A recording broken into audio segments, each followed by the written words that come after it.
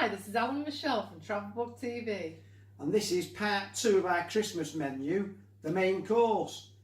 So, let's get cooking! Yay! Yay!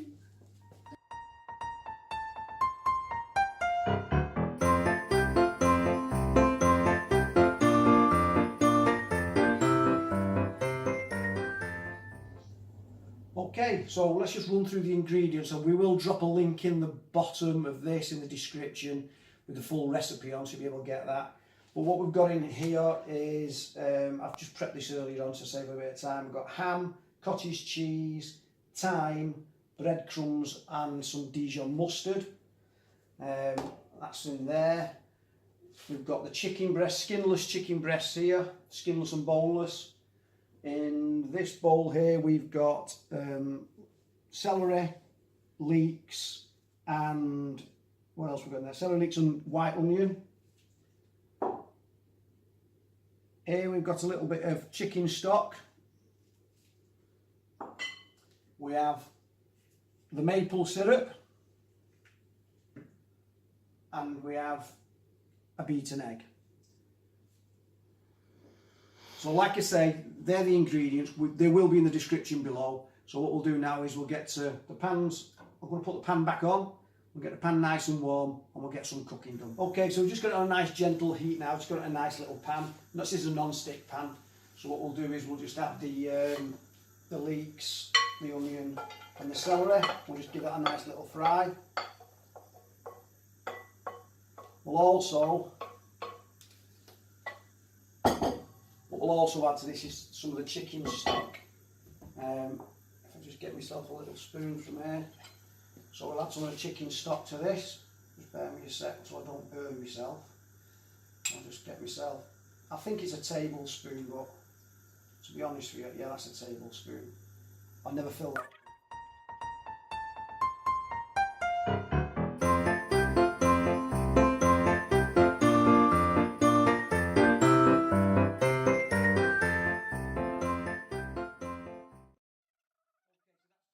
Cooking on low heat for about 10 minutes now.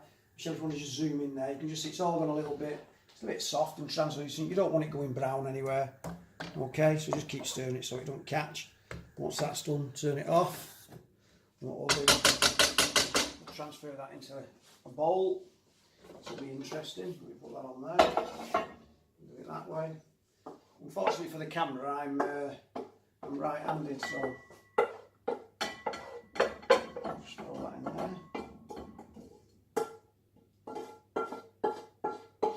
Here's a little tip for you: when you're using a non-stick pan, don't use any metal utensils. Use wooden ones. Otherwise, all you're going to do is scratch the non-stick surface off. Wood won't scratch. Wood won't take it off. Makes your pans last longer.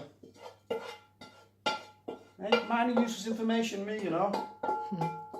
Yes. Shouldn't agree with that, Michelle. Okay, so there we can see we've just transferred them to the bowl there. We'll let them cool now for about 2 or 3 minutes, just let it cool them, and then we'll get right to the adding the other ingredients to it. So yeah, stage 2 is complete. You can see this has had 5 minutes to cool down now. That's the leeks, the celery and the onion. What we're going to add to that now, it's dead simple really. This is just a stuffing for the chicken. So what we're going to add to it now is we're going to add the ham, the cottage cheese, the breadcrumbs, the thyme, Dijon mustard. We're just going to put all that in there and mix it together. And with that, we'll put the tablespoon of 1 beaten egg. Okay, so if I just tip all that in there now.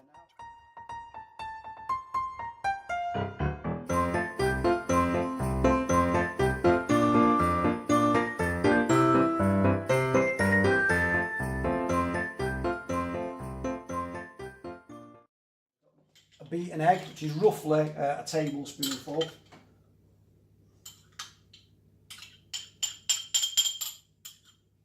There we go. So that's the beaten egg. And just mix all that in. Make a nice, horrible. In fact, I love doing this bit. So I call it the mishy-mashy bit, when you like it when you're at school just messing about. I mean, it was when you were about 5 or 6 and 7. You loved it, didn't you? You just get your hands in all that muck and Play-Doh and gunge, and it's fantastic, just like Tiz was, eh? Phantom Flanflinger. Do you remember him, the Phantom Flanflinger? Eh? Saturday mornings. Eh? Chris Tarrant. What was her name? The fit one? Sally someone or other. She was...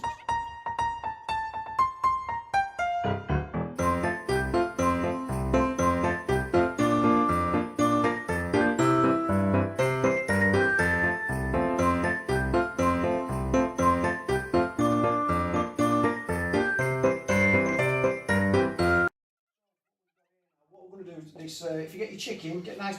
The thicker and the bigger the chicken breast, the better. It's always better when you've got a bigger breast. So as you can see, there's a thin side and a thick side. Yeah.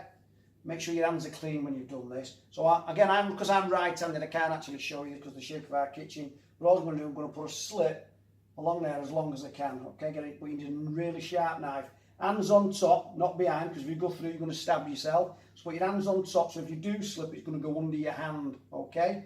Always health and safety here, all right? So I'll just put a slit in this as far as I can. So I'll just cut right the way through.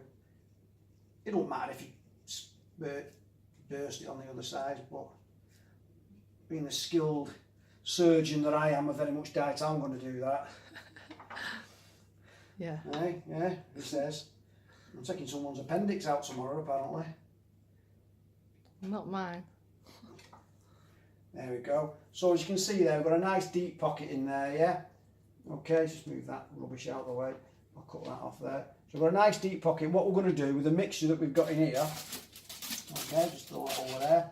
With that mixture, we're just going to stuff that now, so just get your hands in.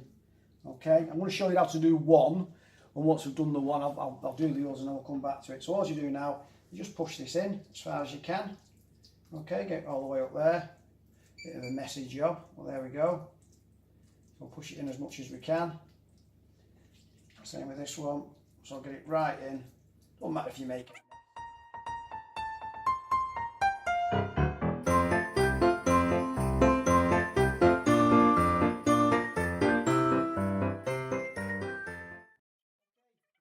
A little bit, because the idea of putting skewers all the way through them, one skewer didn't work.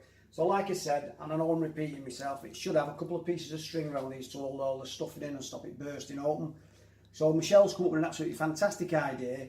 We've got a piece of silver foil and we made like little barriers in between, so we've jammed them all together.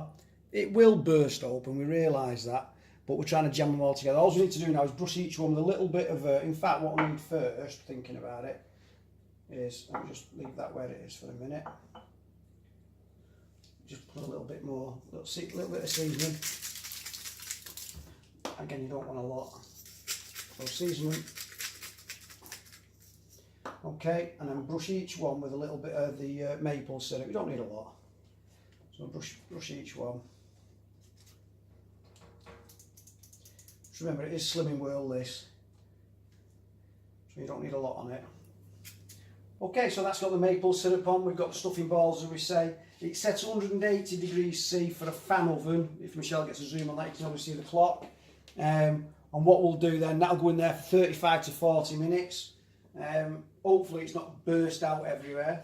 And then we'll take it from there. But yeah, we'll wang it in now and just see where we go with it all. So just bear with us a sec. Hopefully this thing fits in here. It should do. I've done in the past. There we go. In fact, I might put it on that one. No, we'll get it on this one. There we go. I'll just add to that, I put some slits in the bottom of the tin foil underneath the chicken so that it can drain off into the bottom of the tray. Okay, so yeah, so anything that's going to be in that silver foil now is just going to drop down into the bottom of your grill pan.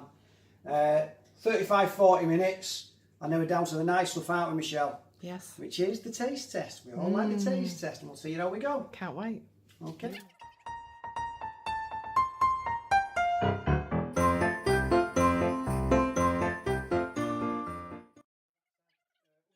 Just turn that off actually. So that's 180 degrees C, 40 minutes, basted with the maple about 3 times, no more than 3 times is required. We'll just set these out now, just have a look what they look like. Just watch that heat there, dear me. Let's just roll these out. Come on, bad boy chicken. I'm going to rename this bad boy chicken. Oh, they look alright then. Oh, lovely. Smell-o-vision again. Right, let me just try and get these out without burning my hand. I'm in hospital here, I can see it. Okay, we'll just waz them on there for now. I'm going to get a little bit of a close-up of them, Michelle, just while I take them out your way. Yep. Tripping over that. So, there we have it. That's the straight out the oven, maple glazed chicken breast with a cheesy ham and leek stuffing. Yummy. So we'll plate that up and we'll get to Michelle's favourite bit, which is the Eating. the taste test. Okay. My little petal. With a G&T. Yeah. Of course. Alan's on water, Michelle's on G&T. Yes. Hey, what's the world come to? I know. So Michelle's done a little bit of a taste test there, and she scored it 9 out of 10. Is that right, Michelle? It is, yes. It was a 9 out of 10. She really enjoyed it. In fact, she's chumped her way through one of them already. Yeah, we would normally serve that with a parsnip and nutmeg mash and some nice fresh vegetables. What we've decided to do, because we're doing a taste test on this, what we've decided to do is we're going to have one piece of chicken each tonight. The rest will be for lunch tomorrow. Because that's what's really good about Slimming World. Everything you just carry on the next day.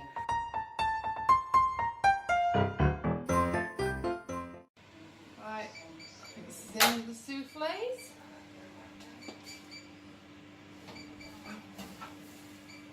Without spilling it. Oh, burning my hands. She says, ow, ow, ow, ow.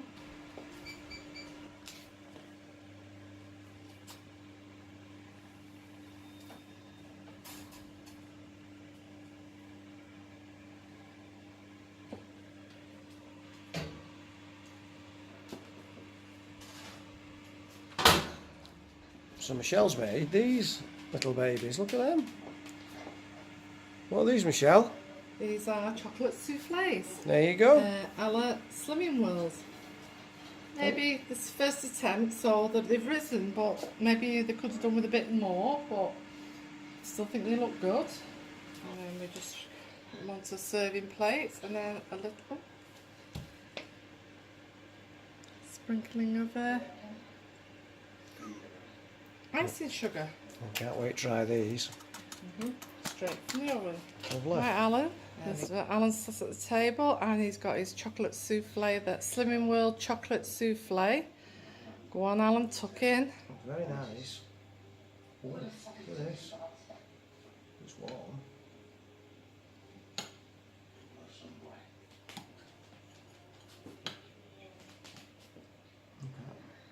Yeah, steam on that. Hang on.